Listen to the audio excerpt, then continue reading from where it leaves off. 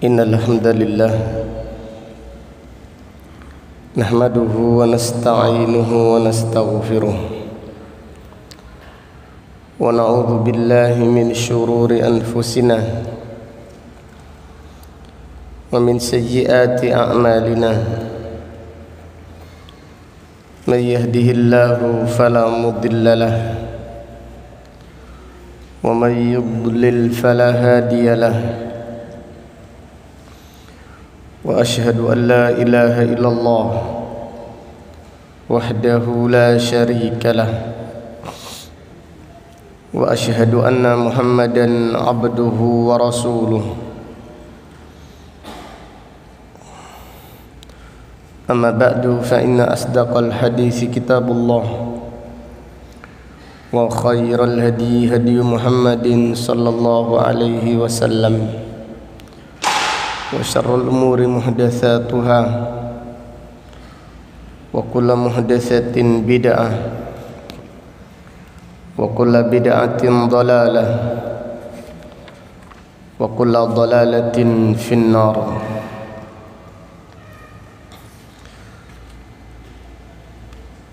Allahumma faqihna fid din wa 'allimna at-ta'wil. Allahumma 'allimna ma yanfa'una wanfa'na bima 'allamtana wa zidna 'ilman wa aslih lana sya'nana kullah wa la takilna ila anfusina tarfata 'ainin. Alhamdulillah, pada sore yang berbahagia ini, hari Selasa tanggal 12 bulan Rajab tahun 1445 Hijriah, dengan izin Allah Ta'ala kita melanjutkan kembali kajian tafsir Al-Quran dari kitab ringkasan tafsir Al-Imam Ibni Katsir rahimahullahu ta'ala rahmatan wasi'ah. Pada sore hari ini kita akan mengkaji surat At-Taubah ayat 112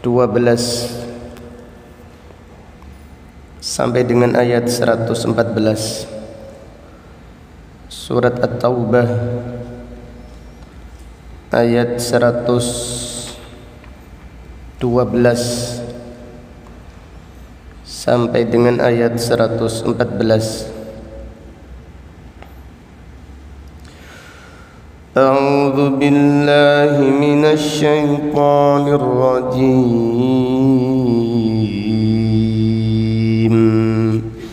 Min hamzihi wa nafthihi wa nafthihi. At-taibuna al-'abiduna al-hamiduna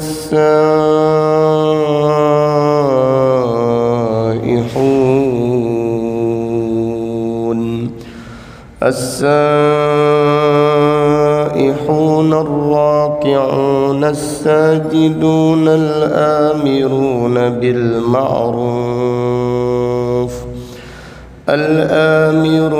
بالمعروف والناهون عن المنكر والحافظون لحدود الله وبشر المؤمنين. ما كان للنبي والذين آمنوا أن يستغفروا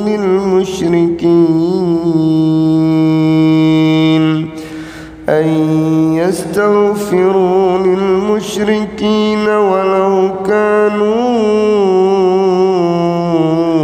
أولي قربى ولو كانوا أولي قربى من بعد ما تبين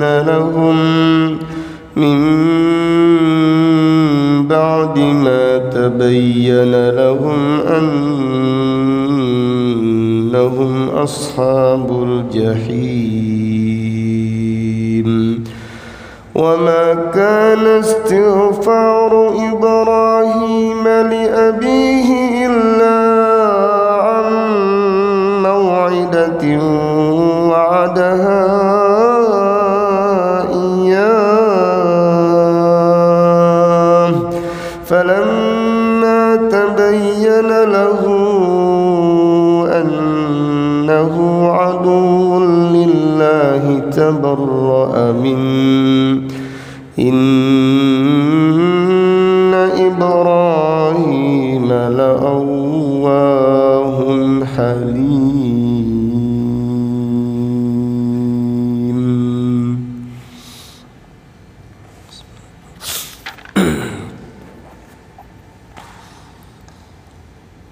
Allah Ta'ala berfirman, At-taibun, orang-orang yang bertaubat, Al-abiduna, dan orang-orang yang beribadah kepada Allah, Al-hamiduna, dan orang-orang yang memuji Allah,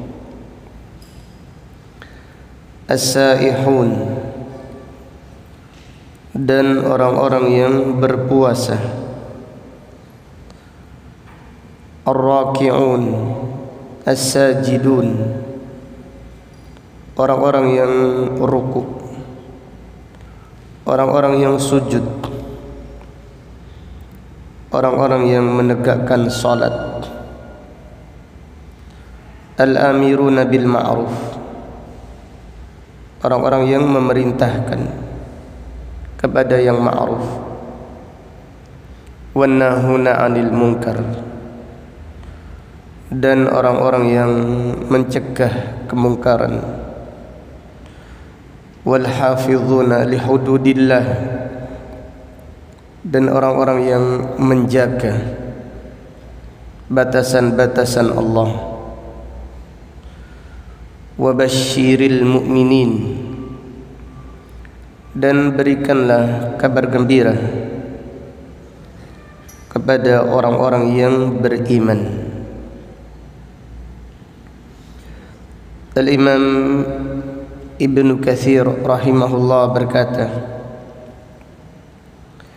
hada na'tul mu'minin, ini adalah sifat orang-orang yang beriman.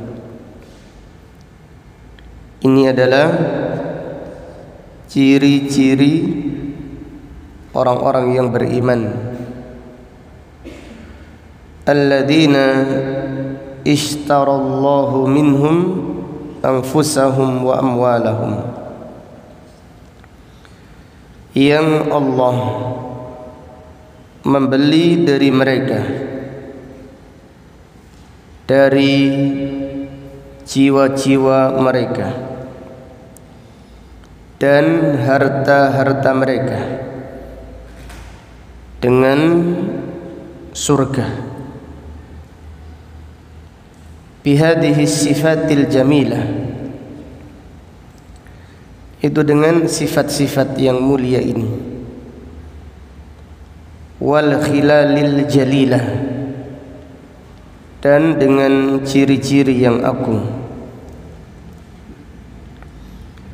Allah Ta'ala berfirman, At-taibun, orang-orang yang bertaubat, ay minad dzunubi kulliha, artinya bertaubat dari semua dosa. At-tarikuna lil fawahish, dan mereka meninggalkan perbuatan-perbuatan keji.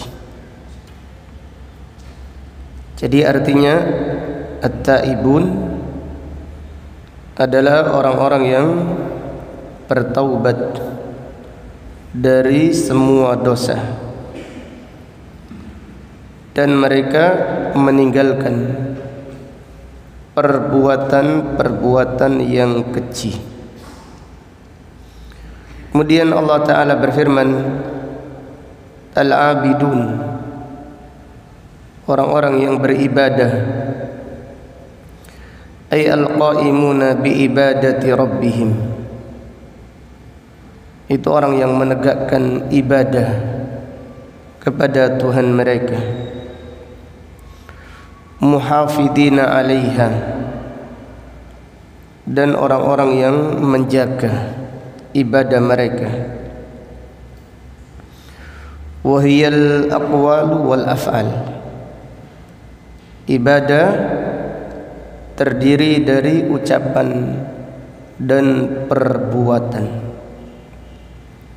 Jadi ibadah adalah ismun jami', nama yang mencakup lima yuhibbuhullah wa yardah, dari semua yang dicintai Allah dan diridainya, minal aqwali wal af'al al-zahira wal batinah, dari ucapan atau perbuatan yang lahir dan yang batin. Jadi ibadah adalah semua yang dicintai Allah dan yang diridhai Allah. Allah mencintainya apabila ibadah tersebut disyariatkan Allah. Allah meridainya apabila ibadah tersebut dikerjakan mencari keridhaannya, bukan karena manusia atau bukan karena tujuan dunia. Dari ucapan ataupun perbuatan yang lahir maupun yang batin, itu yang dimaksud ibadah. Maka di sini Al-Imam Ibnu Katsir berkata, wahyal aqwalu wal af'al, ibadah adalah ucapan dan perbuatan. Jadi perhatikan, ucapan dan perbuatan. Yang dimaksud adalah ucapan hati, dan yang dimaksud adalah perkataan hati dan perkataan lisan. Kemudian perbuatan yang dimaksud adalah perbuatan hati. Kemudian yang dimaksud amal adalah amal hati, amal lisan, dan amal anggota badan. Jadi ibadah adalah perkataan dan perbuatan. Perkataan yang dimaksud adalah perkataan hati. Seperti apa perkataan hati? Seperti keyakinan, akidah. Jadi akidah itu adalah perkataan hati. Kemudian ibadah adalah perkataan lisan, ucapan dengan lisan. Seseorang yang mengucapkan asyhadu an la ilaha illallah, mengikrarkan kalimat la ilaha illallah, maka itu adalah ibadah ucapan lisan. Kemudian amal hati. Amal hati contohnya adalah niat, ikhlas. Itu adalah amalan hati. Ikhlas adalah amalan hati. Kemudian rasa cinta, mahabbah, itu adalah amalan hati, cinta kepada Allah. Kemudian takut kepada Allah.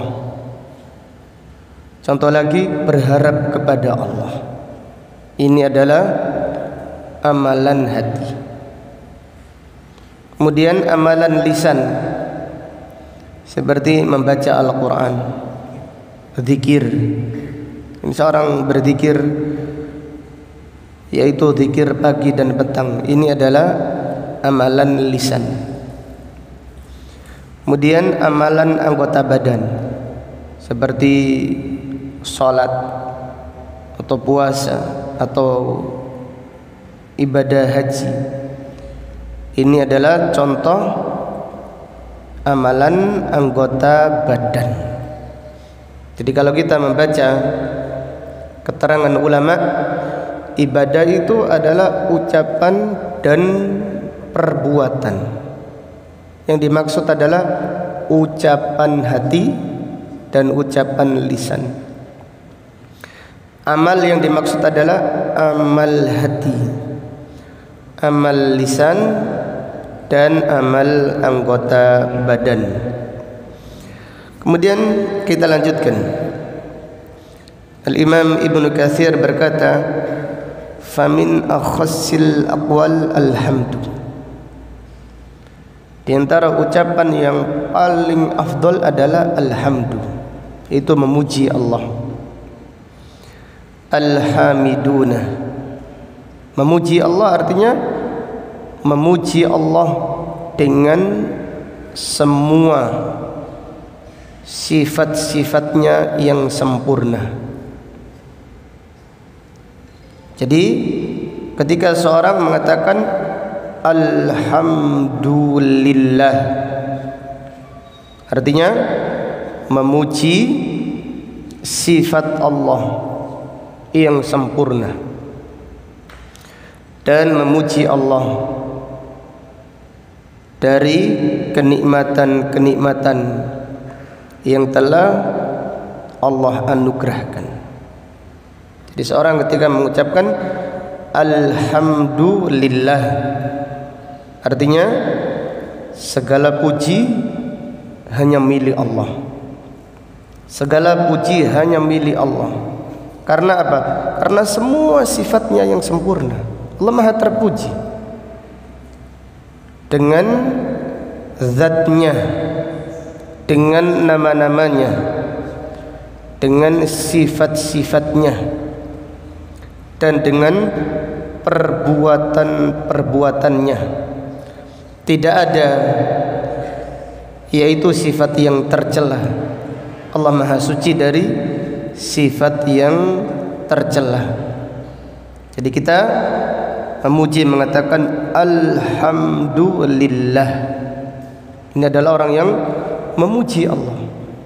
Artinya Allah disifati dengan kesempurnaan yang mutlak. Allah Maha sempurna di dalam zatnya, di dalam nama-namanya, di dalam sifat-sifatnya dan perbuatan-perbuatannya.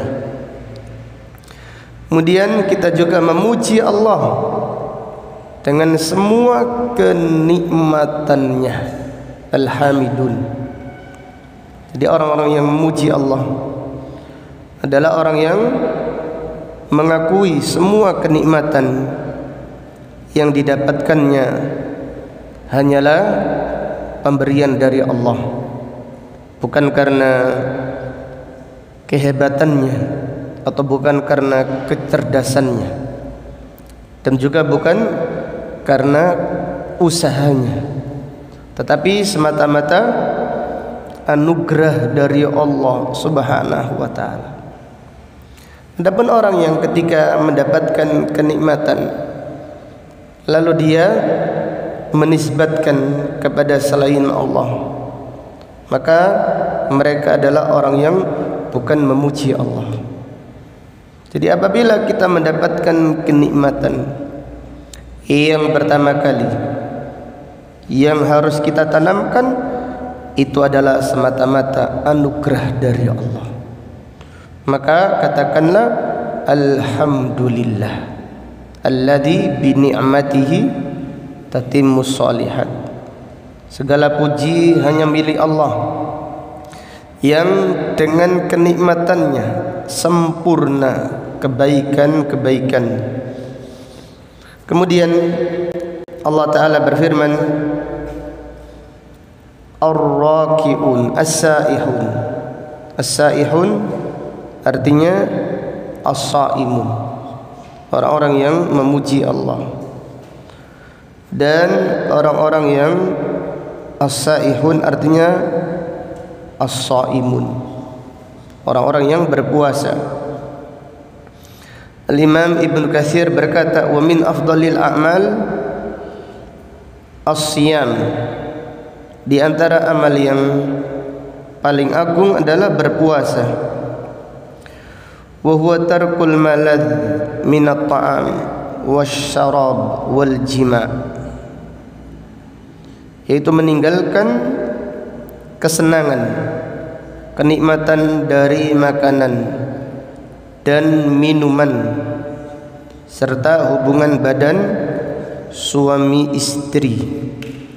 Ini makna firman Allah as-saihun, kama wasafa azwajan nabi sallallahu alaihi wasallam bidzalika fi qoulihi ta'ala saihat, sebagaimana Allah mensifati istri-istri Nabi sallallahu alaihi wasallam di dalam firman-Nya saihatin, artinya shaimat. Jadi Allah Subhanahu wa taala memuji hamba-hambanya yang berpuasa, terutama ibadah puasa yang paling agung adalah puasa Ramadan.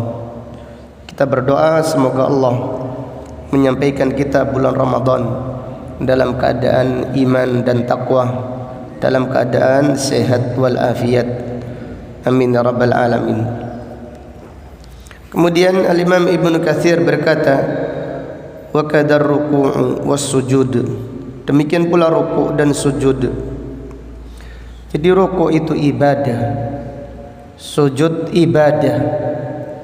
Maka kita tidak boleh ruku' kepada manusia, kita tidak boleh sujud kepada manusia. Jadi tradisi masyarakat kita di mana mereka rukuk kepada manusia atau sujud kepada manusia, itu adalah tradisi yang menyelisihi syariat Rasulullah sallallahu alaihi wasallam. Kalau syariat-syariat yang terdahulu tidak mengapa sujud kepada manusia untuk penghormatan, sebagaimana para malaikat sujud kepada Nabi Adam alaihi salam. Demikian pula Nabi Yakub dan anak-anaknya sujud kepada Nabi Yusuf alaihi salam. Nabi Yahya di dalam perut ibunya sujud kepada Nabi Isa alaihi salam. Ini tidak mengapa, sujud penghormatan. Adapun di dalam syariat Islam sudah dihapus, mansukh, dimansukh oleh Rasulullah sallallahu alaihi wasallam. Nabi sallallahu alaihi wasallam mengutus Mu'adz ibnu Jabal ke negeri Yaman. Kemudian Mu'adz ibnu Jabal ke Madinah. Ketika di Yaman, Mu'adz melihat orang-orang ahlul kitab sujud menghormati pembesar-pembesar mereka. Maka ketika pulang ke Madinah, Mu'adz pun langsung sujud kepada Rasulullah sallallahu alaihi wasallam. Nabi sallallahu alaihi wasallam bertanya, "Ma hada ya Mu'adz?" Apa-apaan engkau ini wahai Mu'adz? Apa yang engkau lakukan?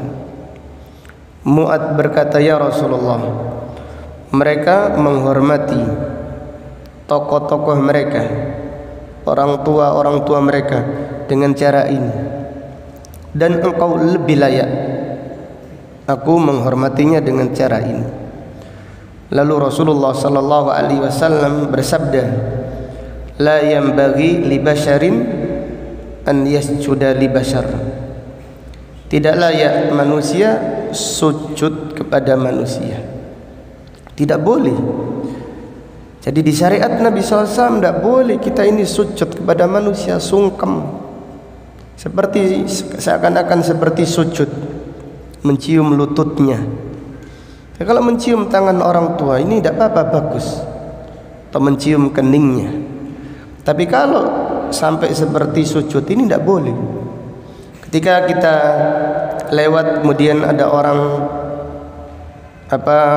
yang kita hormati lewat, kemudian kita rukuk, ini tidak boleh. Atau kita permisi dengan amit sewu sampai rukuk. Kalau nunduk sedikit saja mungkin tidak mengapa. Tapi kalau sampai rukuk, sampai seperti orang yang rukuk, nah ini yang dilarang oleh Islam. Jadi Islam itu bukan tradisi Arab, tetapi Islam adalah dinullah, agama Allah Subhanahu wa taala. Berapa banyak tradisi Arab yang dibatalkan oleh Islam? Berapa banyak tradisi bangsa Arab yang dibatalkan Islam? Kemudian Rasulullah sallallahu alaihi wasallam bersabda, "Lau kuntu amiran ahadan yasjudu li ahadin." Sekiranya aku memerintahkan seseorang sujud kepada manusia, niscaya aku memerintahkan istri sujud kepada suaminya. Lau anna fi jasadihi qayhun. Sekiranya seorang suami seluruh badannya penuh dengan luka, thumma hasathu, kemudian istri yang berbakti menjilat semua luka suaminya dari kepala sampai kakinya, ma'addat haqqahu, yang demikian itu belum memenuhi haknya suami. Jadi haknya suami kepada istri sangat besar, sehingga Rasulullah sallallahu alaihi wasallam hampir-hampir memerintahkan istri sujud kepada suami. Tapi ini tidak boleh. Jadi di dalam syariat Islam tidak boleh manusia sujud kepada manusia. Jadi rukuk dan sujud hanya kepada Allah Subhanahu wa taala. Wa huma ibaratun anis shalah. Yang dimaksud rukuk dan sujud adalah ibarah, ungkapan tentang salat.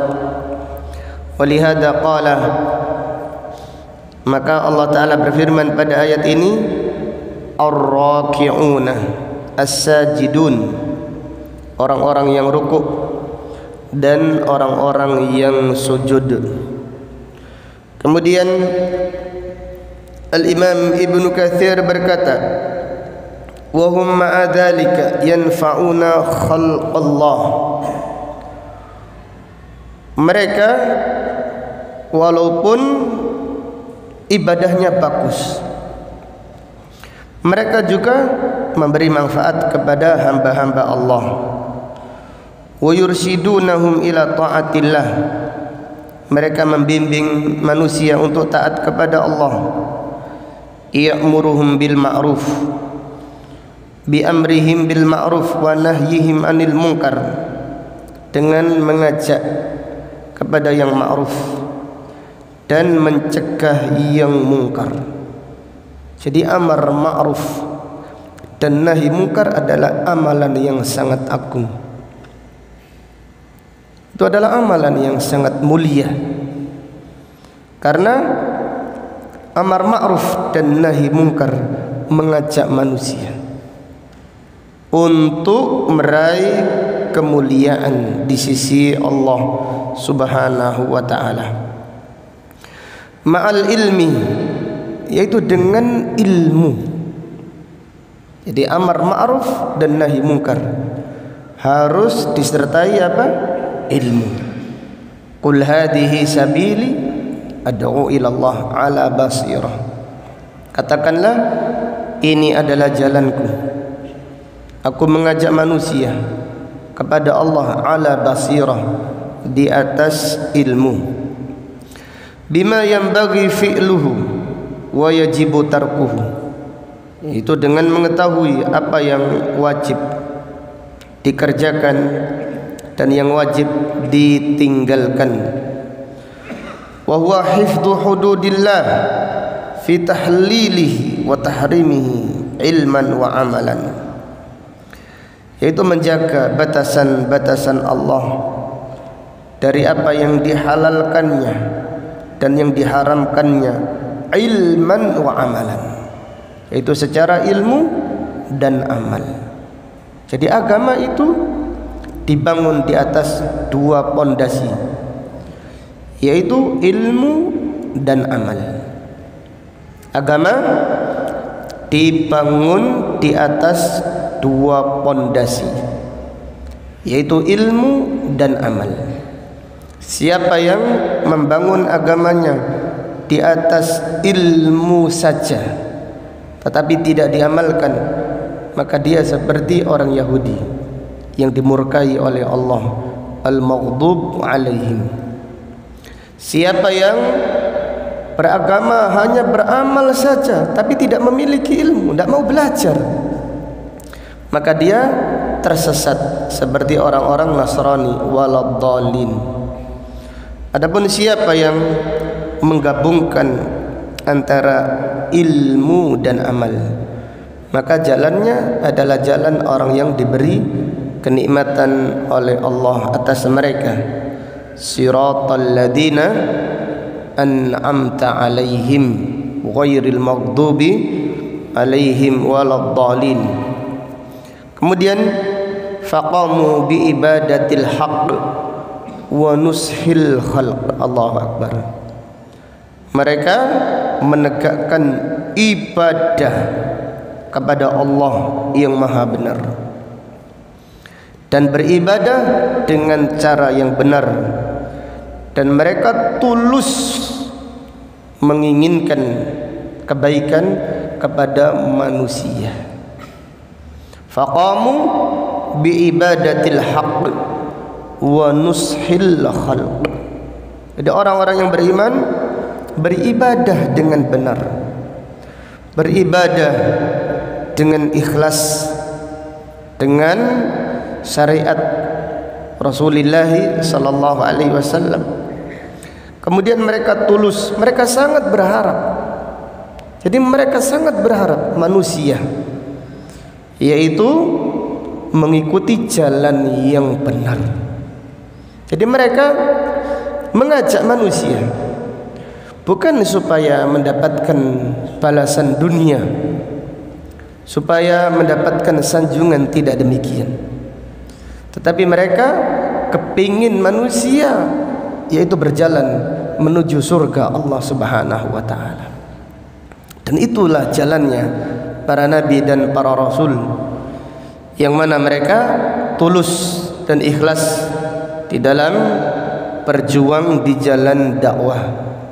Imam Syafi'i rahimahullah berkata, aku berharap manusia semuanya mendapatkan hidayah, walaupun kulit dan dagingku ini disayat dengan sisir besi yang panas, walaupun aku terhina, walaupun aku disiksa, tersiksa, tidak mendapatkan apa-apa, aku tidak mengapa. Aku ingin meraih ridha Allah Subhanahu wa ta'ala. Aku tidak menginginkan kedudukan duniawi. Al-amiruna bil ma'ruf wan nahuna 'anil munkar wal hafiduna li hududillah. Walihada qala wa basyiril mu'minin, dan berikanlah kabar gembira kepada orang-orang yang beriman. Al-Imam Ibnu Katsir berkata, li'annal imana yashmalu hadha kullah. Iman ini mencakup semua. yang disebutkan pada ayat ini. Was-sa'adah kullas sa'adah liman ittasafa bih, dan kebahagiaan yang sempurna bagi siapa yang memiliki sifat-sifat pada ayat ini, yaitu taubat, ibadah, selalu berzikir, salat, berpuasa, menegakkan amar ma'ruf dan nahi mungkar, serta menjaga batasan-batasan Allah. Maka Allah berfirman, wa basyiril mu'minin, dan berikanlah kabar gembira kepada orang-orang yang beriman. Kemudian Al-Imam Ibnu Katsir menjelaskan makna as-siyaha, as-saihun. Qala annal murada bisiyaha asyam, yang dimaksud as-saihun artinya as-saimun, dan as-saihun ada beberapa tafsir. Di antaranya adalah as-saimun, orang-orang yang berpuasa. Kemudian di antara tafsir as-saihuna adalah orang-orang yang hijrah di jalan Allah. Karena siyaha artinya perjalanan, as-saihuna artinya orang-orang yang hijrah. Kemudian di antara makna as-saihuna artinya adalah orang-orang yang mengasingkan diri. Orang-orang yang mengasingkan diri. Al-Imam Ibnu Katsir menyebutkan pernyataan para sahabat dan para ulama salaf tentang makna as-saihun. Qala Abdullah bin Mas'ud, as-saihun ay as-saimun. As-saihun artinya as-saimun. Demikian pula Abdullah bin Abbas radhiyallahu anhuma berkata, kullu ma dzakarallahu fil Qur'an as-siyaha humus saimun. Semua yang disebutkan di dalam Al-Qur'an dari kalimat as-siyaha, as-saihun atau saihatin artinya as-saimun. Mereka adalah orang-orang yang berpuasa. Kemudian Imam Ibnu Katsir menyebutkan bahwasannya makna as-saihuna adalah al-mujahidun, orang-orang yang berjihad. As-saihuna artinya al-mujahidun. Jadi as-siyaha artinya al-jihad. Berdasarkan hadis yang diriwayatkan Al-Imam Abu Dawud dari sahabat Abu Umamah, anna rajulan qala, ada seorang sahabat berkata, ya Rasulullah, i'dan li fi siyaha. Ya Rasulullah, izinkan aku untuk siyaha, untuk melakukan perjalanan. Faqala an-nabiy sallallahu alaihi wasallam, siyahatu ummati al-jihadu fi sabilillah. Rasulullah sallallahu alaihi wasallam bersabda, siyahatu ummati al-jihadu fi sabilillah. Siyahanya, perjalanannya umatku adalah jihad di jalan Allah. Jadi makna as-siyaha yang pertama artinya as-siyam, puasa.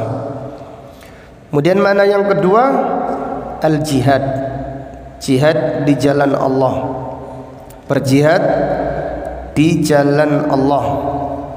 Kemudian makna yang ketiga talabatul ilm, menuntut ilmu. Karena orang yang menuntut ilmu berjalan dari rumahnya keluar menuju tempat yaitu menuntut ilmu. Qala Ikrimah, Ikrimah berkata, hum talabatul ilm. As-saihun adalah para penuntut ilmu. Dan ini adalah amalan yang sangat agung, menuntut ilmu. Al-Imam Ahmad bin Hanbal berkata, talabul ilmi la ya'diluhu syai'. Menuntut ilmu tidak ada ibadah apapun yang bisa menandinginya. Idza sahhat an-niyyah, apabila niatnya benar. Apabila niatnya benar, cukuplah. Hadis-hadis tentang ilmu sangat banyak sekali. Rasulullah sallallahu alaihi wasallam bersabda, "Wa majtama'a qaumun fi baitin min buyutillah." Tidaklah suatu kaum berkumpul di rumah-rumah Allah. Yatluna kitab Allah, mereka membaca Al-Quran. Wa yatadarasunahu bainahum, dan mereka mempelajari. Mempelajari apa? Mempelajari maknanya untuk diamalkan. Ini yang paling agung. Mempelajari makna untuk ditadaburi, untuk ditadaburi dan untuk diamalkan. Illa nazalat alaihimus sakinah, kecuali Allah menurunkan apa? Ketenangan. Ini Allah menurunkan ketenangan. Coba rasakan kita, itu di waktu pandemi tidak ada majelis ta'lim, hati ini gersang, gelisah, tidak tenang. Jadi ketenangan yang hakiki dengan majelis ta'lim. Ini orang-orang yang rekreasi, orang-orang pulang-pulang tidak tenang. Jadi lain, rasakanlah majelis ta'lim, Allah akan memberi ketenangan. Tapi bagi orang yang niatnya karena Allah, Allah akan memberikan kebahagiaan yang hebat, ketenangan yang luar biasa. Ini dijanjikan oleh Rasulullah sallallahu alaihi wasallam. Wa ghasyiyatuhumur rahmah, dan mereka diliputi rahmat Allah. Wa haffathumul malaika, mereka dikelilingi para malaikat. Jadi para malaikat mengepakkan sayapnya sampai ke langit. Jadi ada seorang ulama, Syekh Abdul Razak, berkhutbah. Beliau berkata, ayuhan nas, wahai manusia, di sekitar kalian, di keliling kalian ada malaikat hadir di majelis kalian. Allahu Akbar. Kita mengimaninya walaupun kita tidak melihatnya. Kita nu'minu bil ghaib. Karena para malaikat apabila menjumpai majelis ilmu, mereka berkata, halummu ila hajatikum. Wahai para malaikat, kemarilah, inilah kebutuhan kalian, yaitu menghadiri majelis ilmu. Jadi as-saihun artinya adalah talabatul ilm, menuntut ilmu. Dan juga Nabi sallallahu alaihi wasallam bersabda, wa dzakarahumullahu fi man 'indah. Allah menyebutnya, bahkan disebutkan Allah menyebut dengan nama ayahnya, anaknya siapa. Maka para ulama mengatakan menghadiri majelis ilmu termasuk birrul walidain, termasuk birrul walidain. Jadi karena Allah menyebutnya, Allah menyebut. Apabila Allah menyebut, Allah memberi pahala kepada orang tersebut dan kepada orang tuanya. Dan juga majelis taklim adalah taman-taman surga. Rasulullah sallallahu alaihi wasallam bersabda, "Idza marartum bi rawdatin min riyadil jannah farta'u." Jika kalian melewati taman-taman surga, mampirlah. Para sahabat berkata, "Ya Rasulullah, wa ma riyadul jannah?" Apa itu taman surga? Qala hilaku dzikr, majelis taklim. Halaqah dzikir itu majelis taklim, majelis halal wal haram, majelis yang menjelaskan akidah yang lurus, menjelaskan Al-Quran. Itu adalah taman-taman surga. Kemudian yang keempat, makna as-saihun adalah al-muhajirun, hijrah. Hijrah di jalan Allah.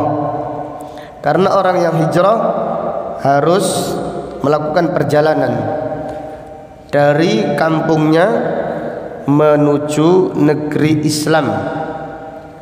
Kemudian makna yang ketiga, yang keberapa? Kelima. Makna as-saihun adalah mengasingkan diri. Mengasingkan diri di gua atau di hutan atau di padang pasir di zaman apa? Di zaman fitnah. Maka Imam Ibnu Katsir mengatakan mengasingkan diri ini tidak boleh kecuali di zaman fitnah. Bagaimana zaman fitnah?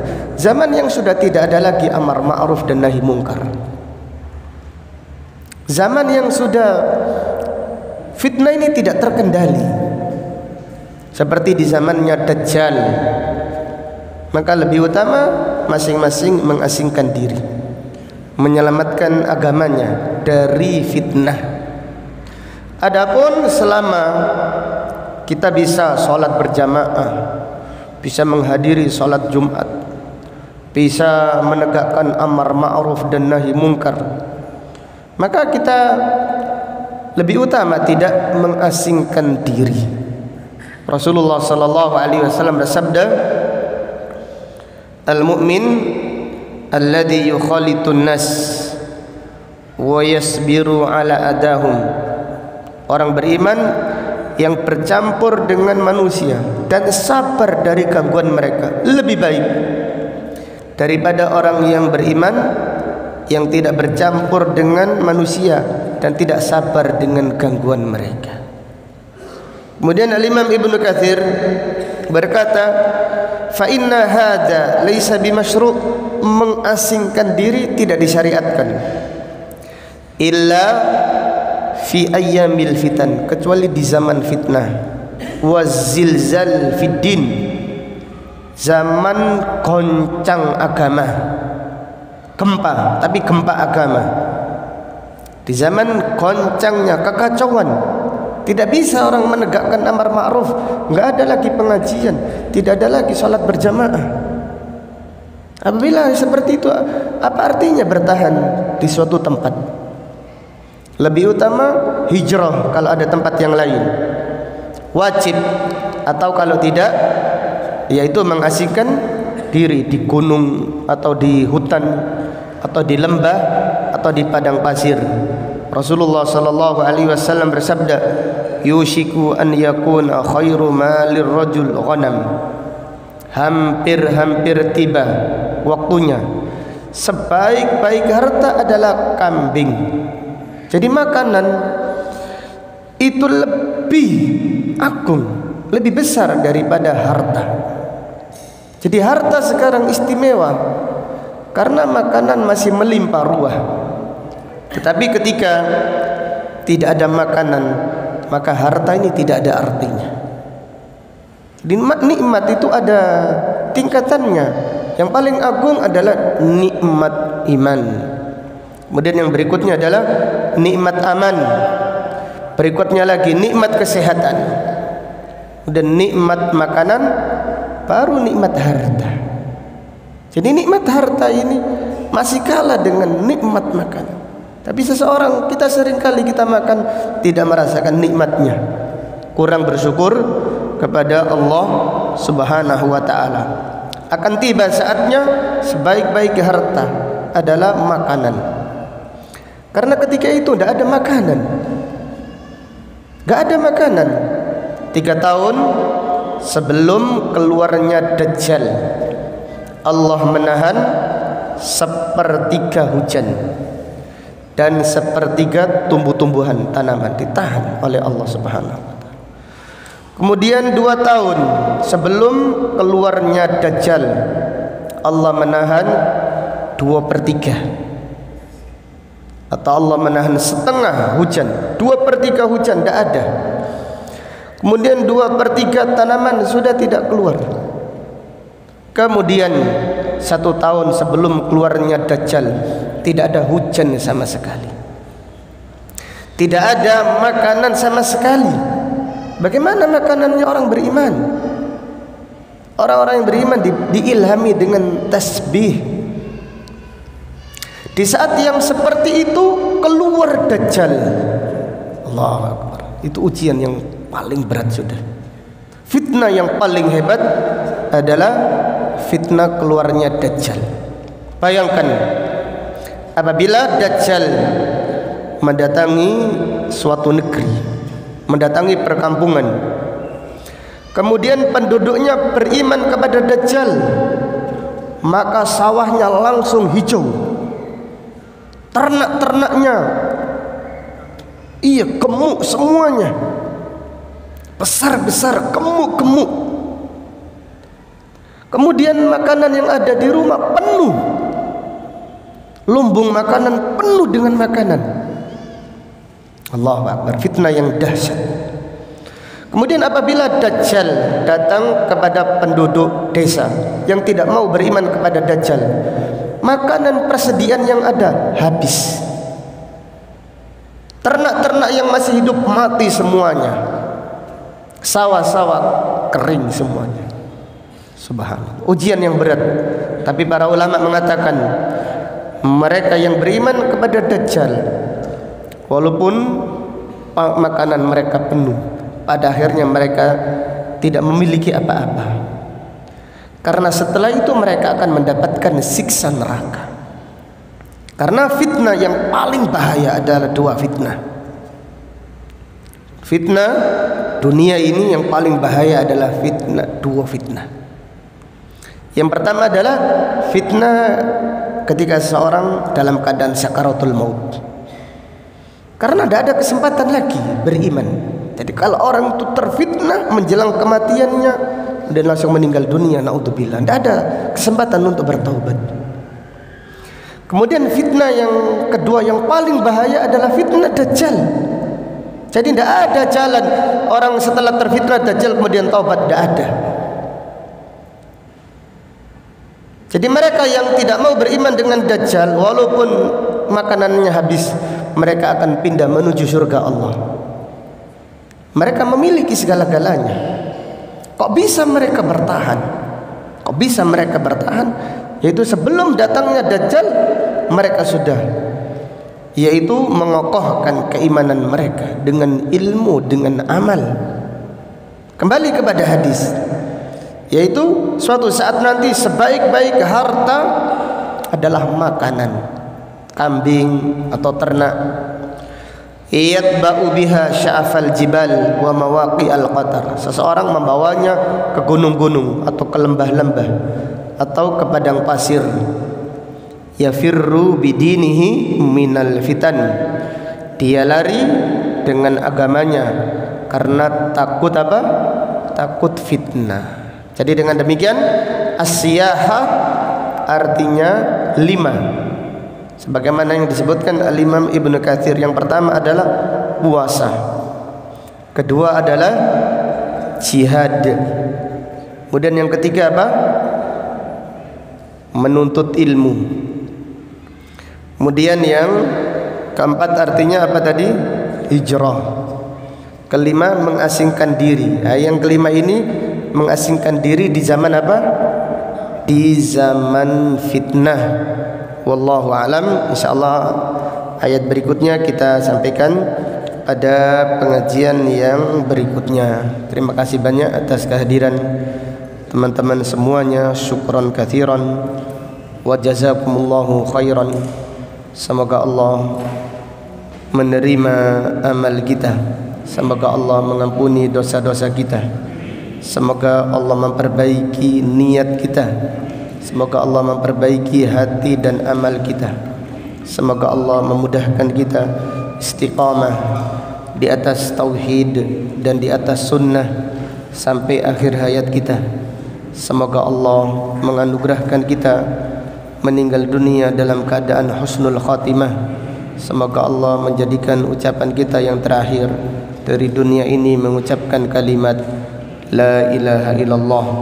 Allahumma qsim lana min khasyiatika ma tahulu bihi bainana wa baina ma'asik wa min ta'atika ma tuballighuna bihi jannatak ومن اليقين ما تهون به علينا مصائب الدنيا اللهم متعنا بأسماعنا وأبصارنا وقوتنا ما أحييتنا واجعله الوارث منا واجعل ثأرنا على من ظلمنا وانصرنا على من عادانا ولا تجعل مصيبتنا في ديننا ولا تجعل الدنيا أكبر همنا ولا مبلغ علمنا ولا تسلط علينا من لا يرحمنا ربنا اغفر لنا ولوالدينا وارحمهما كما ربونا صغارا اللهم اغفر لنا ولأساتذتنا ولولاة أمورنا ولأصحابنا وللمسلمين والمسلمات والمؤمنين والمؤمنات الأحياء منهم والأموات ربنا هب لنا من أزواجنا وذرياتنا قرة أعين واجعلنا للمتقين إماما ربنا اغفر لنا ولإخواننا الذين سبقونا بالإيمان ولا تجعل في قلوبنا غلا للذين آمنوا ربنا إنك رؤوف رحيم ربنا تقبل منا إنك أنت السميع العليم وتب علينا إنك أنت التواب الرحيم ربنا آتنا في الدنيا حسنة وفي الآخرة حسنة وقنا عذاب النار سبحانك اللهم وبحمدك أشهد أن لا إله إلا أنت أستغفرك وأتوب إليك وصلى الله على نبينا محمد وعلى آله وصحبه وسلم تسليما والحمد لله رب العالمين. Assalamualaikum warahmatullahi wabarakatuh.